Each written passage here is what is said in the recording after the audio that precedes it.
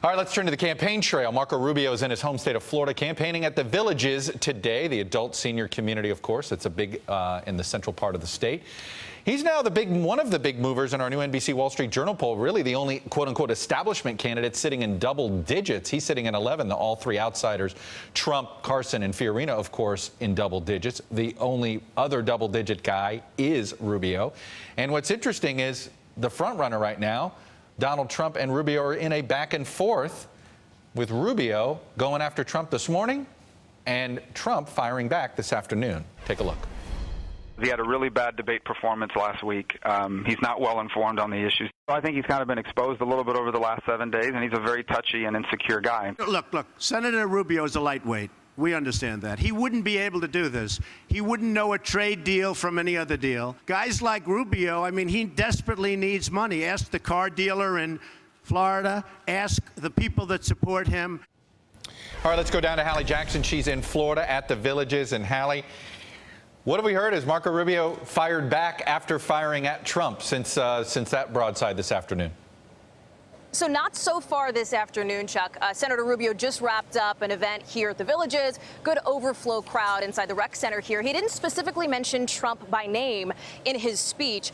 And afterwards, we asked him what he thought of Donald Trump's tax plan. He says he hasn't had time to review it yet, hasn't had a chance to look at it just yet. Now, that's not to say that Senator Rubio hasn't been engaging with Trump at all. We heard that this morning on NPR, for example, when Rubio took this tactic of, you could call, appearing not to engage while still engaging. He said he didn't want to talk about Trump's campaign, but in the next breath followed up and called it basically a freak show. So why this escalating feud between the two? You nailed it in your intro there. It's the poll numbers. Senator Rubio rising here, pulling even with some of these outsider candidates. You've talked about how Rubio can be almost a bridge between the outsiders and the establishment. And I'll tell you, talking with folks here today, it's interesting who they say they like. We've talked to Rubio supporters, some folks who are undecided. You have some people putting Rubio in the same breath as Ben Carson, right, as Donald Trump, and then others who say, yeah, they like Rubio, but they also like Chris Christie, John Kasich, some of these more establishment guys as well. But so Hallie, it'll be interesting to see how he develops. You're in the state of Florida. You didn't mention Jeb Bush's name. Didn't mention Jeb Bush's name, and I'll tell you, neither did Marco Rubio up on stage, although he did say something that we've heard him say before, which is that there shouldn't be a line. You don't have to wait in line to become president. Haven't talked to too many Bush supporters out here. That's not to say they're not here, but it's interesting to note sort of that distinction between the two. That is the candidates they're choosing from and the ones that they're not putting in part of that choice box. Anyway, Hallie Jackson with the Rubio campaign, thanks very much. Now let's go to the front runner in those polls. Donald Trump is holding on to that lead. This is actually, he ticked up in our poll technically. He was at 19 the last time we went in the field with NBC Wall Street Journal. He's now sitting at 21. But Carson essentially tied for first place within the margin of error. Trump tried to grab some new momentum by releasing some policy proposals, specifically something, a big tax plan. Here is him this afternoon. Many of the loopholes and many of the deductions, which are old, have been there for years, are antiquated in many cases, or are put there because a lot of the people that get these deductions are contributed to Hillary, they're contributing to Bush, they're contributing to every candidate but Trump. Wow, they're Trump. They've always got to bring it back to Trump.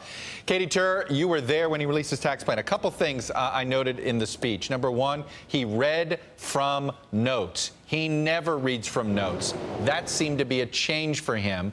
The second is he's trying to sell this as a populist tax plan, but the more we dig in, the more we're finding out this is a pretty big tax break for the rich.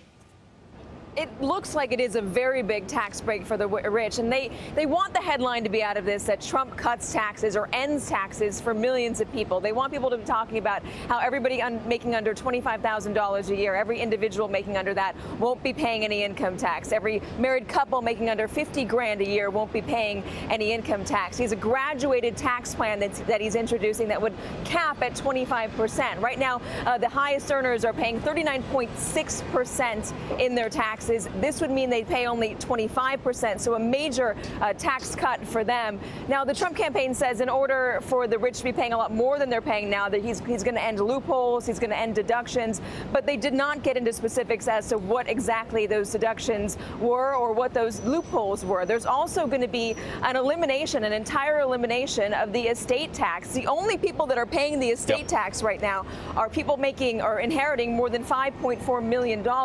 So the headline for the Trump campaign is that he's getting rid of taxes for millions. The subheadline, according to experts, is that this is actually a very beneficial tax plan for the wealthiest people in this country, including Donald Trump. Now, very quickly, you and I have talked about this. Others, this is sort of Act Two. Is this Act Two of the Trump campaign? Is he going to follow this up with new proposals, new white papers? Is he trying to say, hey, I'm not just a guy who shows up and does a big rally and talks about my poll numbers. I've got policy details, too. I think he is going to start trying to do that. I'm not sure when we're going to hear any more details next. I think it depends on how this plan is received out on the campaign trail, how it's received in the press. If he gets a lot of negative attention, I think he's going to back off for a while. But he did say in that 60 Minutes interview last night that the campaign would be bringing forth a military plan, his military group, if you will, in the coming weeks, as well as an education plan and a health care reform plan. All of these things are big promises that the Trump campaign is hoping to lay out, but we'll see how quickly they actually are released, Chuck. Well, we will be asking them all the time. Katie Tur at the Trump Tower, thanks very much.